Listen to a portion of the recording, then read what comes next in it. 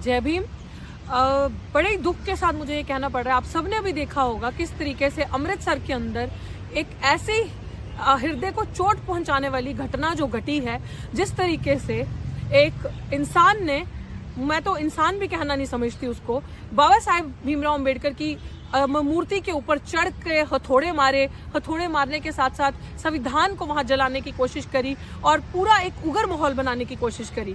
मैं सबको ये चीज बताना चाहती हूँ और मैं सरकारों को भी और आम जनता के बीच में भी ये बात लाना चाहती हूँ, और मुझे लगता है कि सबको पता है कि ये पंजाब को जलाने की कोशिश की जा रही है। ये पंजाब के अंदर किस तरीके से भेदभाव, किस तरीके से सिख वर्सेस एक अदर कम्युनिटी, सिख वर्सेस दलित किया जाए, किस तरीके से जो पंथ, जो गुरु ग्रंथ साहिब है, जो सिखी धर्म है, जो सबको एक लेकर चलता है, जो समानता की बात करता है, जो 10वें पातशाह, जो गुरु गोबिंद सिंह जी ने खालसा फौज बनाई थी, सब गरीबों को हक अधिकार दिए थे, सब गरीबों को मान सम्मान दे के, पंच प्यारे बना के, पंथ को ऊपर उठा के एक किया था, जाति विवाद को खत्म करके किया था। सरकारें जो हर बार करती हैं, एजेंसीज जो हर काम करती हैं, हर जगह पे अपनी सरकार बनाने के लिए divide and rule, division create करके, नफरत क्रिएट करके अपनी, क्योंकि आने वाले टाइम पे चुनाव आ रहे हैं और उनको चुनाव दिख रहे हैं कि किस तरीके से पंजाब को तोड़ा जाए, क्योंकि पंजाब और खास करके सिख जो है, जब भी कोई बात होती है पंथ की या जब भी कोई कम्युनिटी की बात आती है तो सब एक हो जाते हैं। इस तरीके से एक डिवीजन क्रिएट करने की कोशिश की जा रही है और लोगों के अंदर ये एक नफरत पैदा करने की कोशिश की जा रही है। और इस तरीके से बाबा साहेब की जो जिस तरीके से अपमान करके, जिन लोगों के लिए अंबेडकर सिर्फ इंसान नहीं, अंबेडकर जिन लोगों के लिए भगवान है, उन गरीब लोगों के लिए अंबेडकर वो मसीहा है जिन्होंने उन्हें सिर उठा के जीने का अधिकार दिया। उन महिलाओं के लिए, किसी भी वर्ग के महिलाओं के लिए वो एक इस स्थिति में एक फरिश्ता बन के आए कि उनको घर से बाहर निकलने की, जाति सर उठाने की, समानता से जीने की आजादी डॉक्टर बाबा साहेब भीमराव अंबेडकर ने दी। जानबूझ के ये हरकत की गई और मैं पंजाब की जनता को और पूरे भारत के लोगों को जो यहाँ से कनेक्टेड ये बताना चाहती हूँ, इसके पीछे और कोई नहीं है, इसके पीछे एजेंसीज हैं जो ये काम कर रही हैं, जो ये डिवीजन, जो ये नफरत क्रिएट करना चाहती है, क्योंकि उनको पता है कि सिख कौम एक कम्युनिटी, बहुत पावरफुल कम्युनिटी है। ये एक जर्नैल जिसे कहते हैं ना, योद्धे जो होते हैं, उनकी कम्युनिटी है जो हर एक के लिए खड़े हो जाते हैं, जो दूसरे लोगों के लिए भी इस तरीके से लड़ाई लड़ते हैं कि जैसे अपने घर की माँ बहन बेटी हो। ये आपने इतिहास हमारा देखा है। इसीलिए जो एजेंसीज हैं, 26 जनवरी का दिन ढूंढ के जानबूझकर संविधान जलाया गया, जानबूझकर बाबा साहेब की फोटो पे ये काम किया गया, तस्वीर पे चढ़कर तोड़ा गया, हथौड़े मारे गए, ताकि लोगों के अंदर ये डिवीजन, नफरत क्रिएट हो, ताकि सिख वर्सेस दलित किया जाए, ताकि ये नफरत डीप रूटेड जाए। और ये मैं लोगों को बताना चाहती हूँ कि ये काम पुलिस ने अरेस्ट किया। पुलिस ने अरेस्ट करने के बाद उस आदमी को बताया कि ये भी शेड्यूल कास्ट से ही संबंधित था।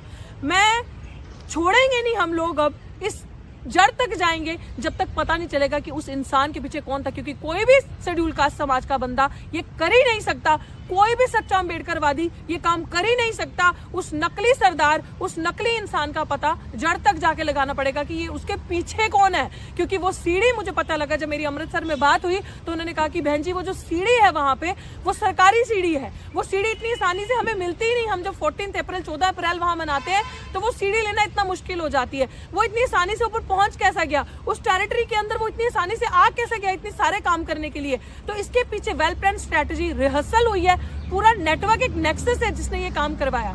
तो मैं पंजाब को ये चीज कहना चाहती हूँ कि ना कभी सिर झुकाया है, ना कभी सिर झुकाएंगे। और ये चीज गरीबों को, पंजाब के शेड्यूल कास्ट समाज जनता को ये चीज बताना चाहती हूँ कि 75% पंजाब आप बनाते हो। पूरे भारत के अंदर अगर गरीबों की, शेड्यूल कास्ट की आबादी है तो वो सबसे ज्यादा पंजाब के अंदर है। 2011 के सेंसस के हिसाब से 33% प्लस आप हो। आज अगर सेंसस होता है तो 38% प्लस के ऊपर आप जाते हो, तो 75% आप हो। आपका वोट लेने के लिए सरकारें दिखती हैं, वोट लेने के लिए यही लोग आपके पास आएंगे जो बाबा साहेब भीमराव अंबेडकर का आज अपमान करें। यही लोगों को आप दिखते हो जब आपको आगे इलेक्शंस में आपके अंदर, घरों के अंदर घुस के हाथ जोड़कर पहुंचते हैं। प्लीज सतर्क हो जाओ। ये एजेंसीज आपके अंदर जानबूझ के एक डिवीजन क्रिएट करने की कोशिश कर रही हैं। आपको इनको पकड़ के इनको एक्सपोज करना पड़ेगा, इनकी चाल नहीं सक्सेसफुल होने देनी। ये लोग चाहते हैं हमारे अंदर नफरत पैदा हो, लेकिन गरीबों को आप सिख धर्म से कभी अलग नहीं कर सकते। आप ये, क्योंकि 10वें पातशाह की देन है, जो गुरु गोबिंद सिंह जी उन्होंने एक बनाया, उन्होंने सबको एक इस तरीके से खालसा फौज सजा के हिम्मत दी, शस्त्र दिए, अपनी सुरक्षा करने के लिए, गरीब गौ हर एक की सुरक्षा करने के लिए उन्होंने ये एक फौज तैयार करी। आप बिल्कुल भी इस चीज में एज लॉन्ग एज जब तक हम यहाँ पे हैं ये एजेंडा इनका कभी भी सक्सेसफुल होने नहीं देंगे। और ये बहुत ही निंदनीय एक तरीका है, एक गंदी चाल जो ये करी गई पंजाब में, एक जिसे कहते हैं ना रेस्टलेस का माहौल पैदा करने के लिए, एक उग्र माहौल पैदा करने के लिए साजिश करेगी। लेकिन मैं समाज को कहती हूँ कि बहुत सूझबूझ तरीके से इसकी तह तक जाना है और इस लड़ाई को लड़ना है, इसको ऐसे ही नहीं छोड़ना। इसके पीछे कौन है उनको एक्सपोज करना है और आप सबको पता है इनके पीछे वही मनु है, इनके पीछे वही गंदे लोग हैं जो एजेंसीज के हैं, जो हर टाइम 26 जनवरी को संविधान जलाते हैं, जो 26 जनवरी के दिन काले झंडे दिखाते हैं, जो 26 जनवरी के दिन इस तरीके की हरकतें करते हैं। फिर डोंट गो, अगर आपको इतनी नफरत है तो चले जाइए भारत छोड़ के। अगर आपको इतनी नफरत है